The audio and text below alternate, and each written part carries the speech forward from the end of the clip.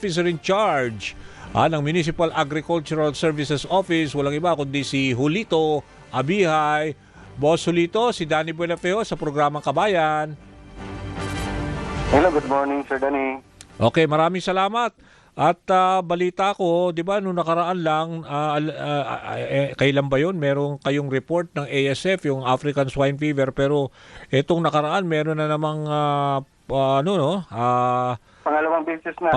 Pangalawang beses. Kailan to? At bali, 5 barangay ba ang apektado, Julito? Yes, sir. Noong una kasi, yung first time na pumasok yung ASF sa Southern Leyte Province ay doon sa munisipyo ng Silago. Yun yung pinakauna.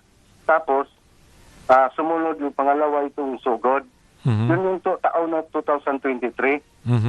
At 2023 pa. So almost 3 years ago yung una. Oo. And then, sa noong unang first time na tumama, in collaboration with the Provincial Veterinary Office ng province, Oo. na headed by Dr. Francisco Cabarrobias and the Department of Agriculture sa Region 8, ay nagsagawa kami ng maskaling sa dalawang barangays. Dalawang barangays kasi yung tamaan ng una, yung Mac at saka Javier na positibo. Okay. Base sa resulta ng blood sample na pinadala doon sa laboratory ng DA. Okay. At nagkakaroon ng depopulation o maskaling base doon sa DA na protocol na 1710. And then, tapos 2 years after, nagsagawa ng sintiniling, yung pagbigay ng baboy ba doon sa mga biik doon sa mga affected na mga swine bacteria grazers sa dalawang barangay hanggang sa may binta at wala nang sakit. So, yun na, maglilift na ng yung aming munisipyo sa pagka-red zone to pink, yun. Pero may mga requirements yun. Ngayon, pangalawang tama naman. Itong pangalawa, kailan naman to? Dun sa tumama sa ilang barangay, 5 barangay?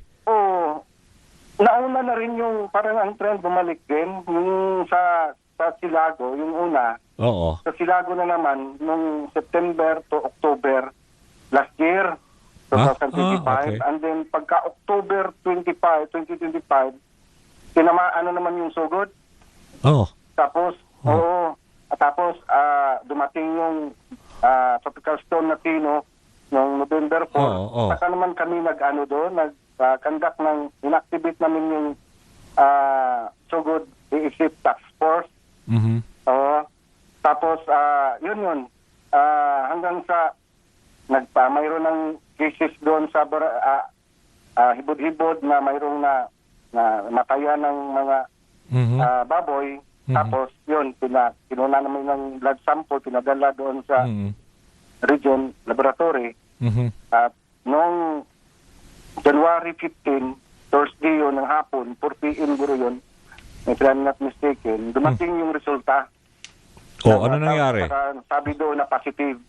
Okay. Tapos, yung pagka-bukas, Friday, agad nagpatawag ko ng meeting, yung aming mayor, Honorable Shepherd Tan, napatawag kami doon ng meeting sa 5 barangay. Yung mga barangay captains at saka yung yung Committee on Agriculture. Tapos, yun kami na ma-implement yung pork holiday muna. Dapat may gagawin para hindi maglaganap yung sakit. Yung pork holiday na walang good for 2 weeks, 15 days, para ang nakasaad doon sa executive order doon na walang mag-iihaw na baboy sa loob ng 15 days sa 4 na barangay o 5 barangay na nakasaad doon sa iyo. Pero pwede hindi sila magbenta, hindi rin sila pwedeng magpalabas ng mga biik o gano'n. Pero pwede naman silang kumain. Bumili lang sila ng mga baboy dito sa merkado, pwede naman sila. Pwede. Ibig sabihin, akala ko pork holiday, so bawal magtinda ng pork o yung baboy. Hindi, sa 4 lang na barangay yun.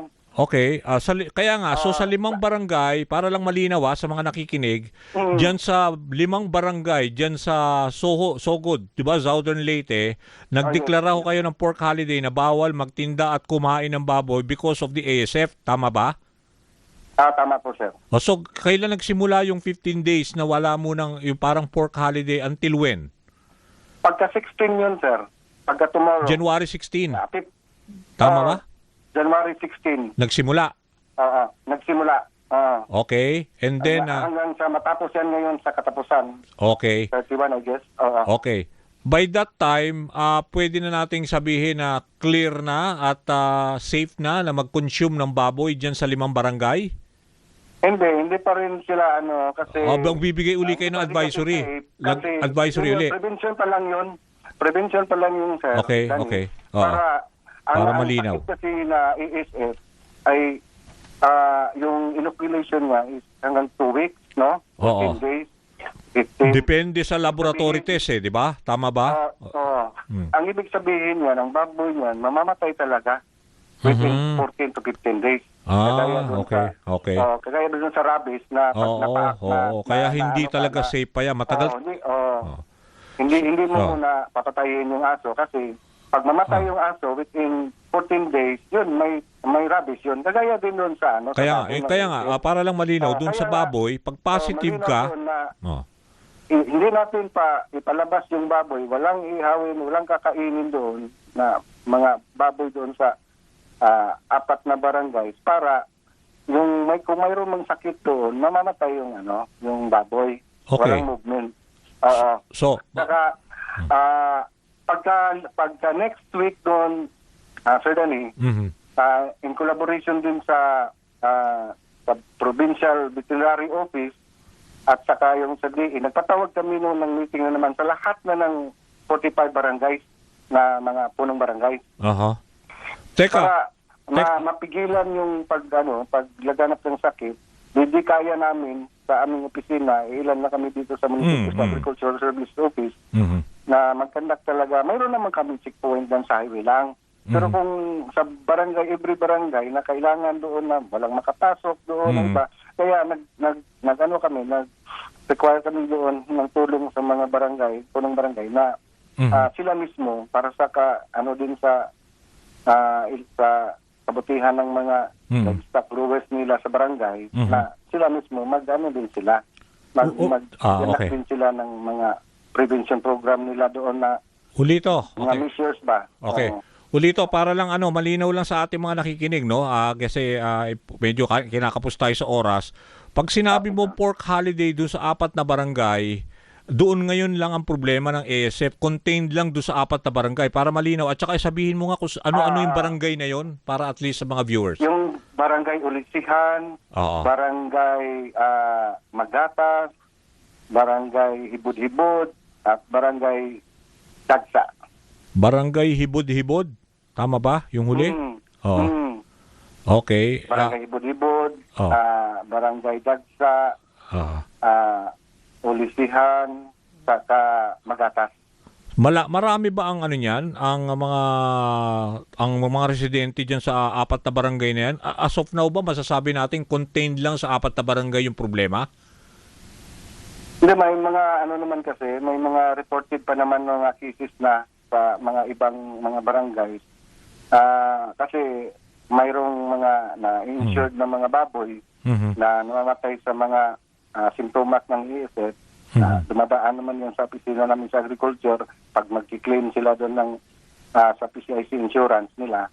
Kaya nalaman namin na mayroon din talaga ibang cases din sa ngayon. Kaya yun nga, sa pagpupulong namin sa PBO, Provincial Veterinary Office ni Dr. Cabarubias, yun nga, nahihirapan kasi ang munisipyo, kami, na hindi magre-report yung mga na may mga cases doon kasi nung una kasi, di ba, magmaskaling,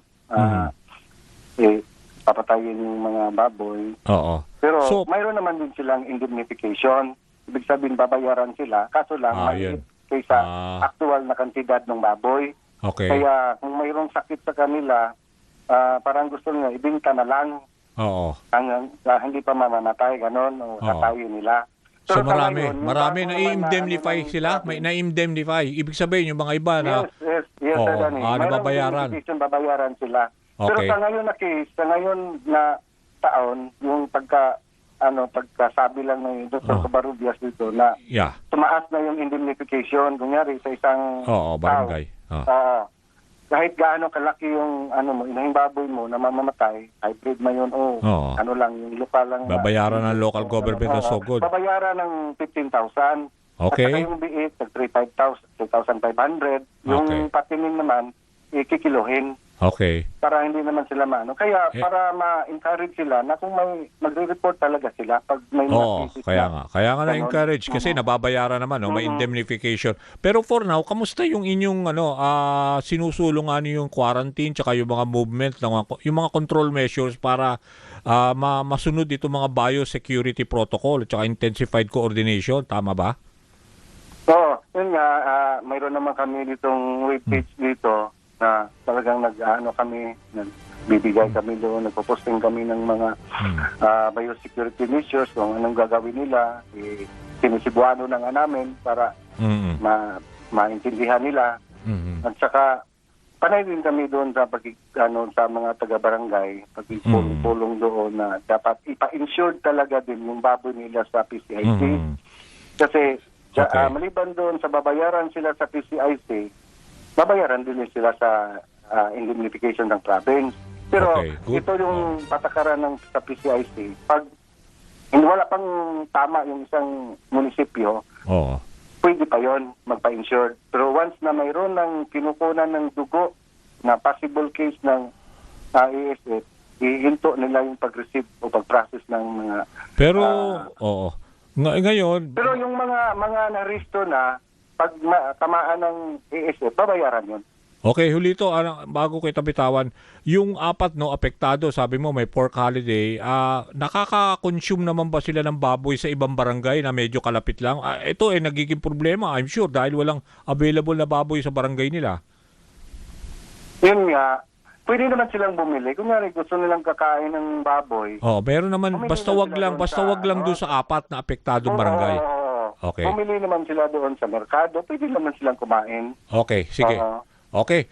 Maraming salamat sa oras at kukuha uli kami ng update tungkol dyan sa nangyaring Okay, ASF. Sir Thank Danny. you. Okay. Salamat din. Okay, yan ho si Julito Abihay, siya hong officer in charge ng Municipal Agricultural Services Office dyan sa Sogod, Southern Leyte.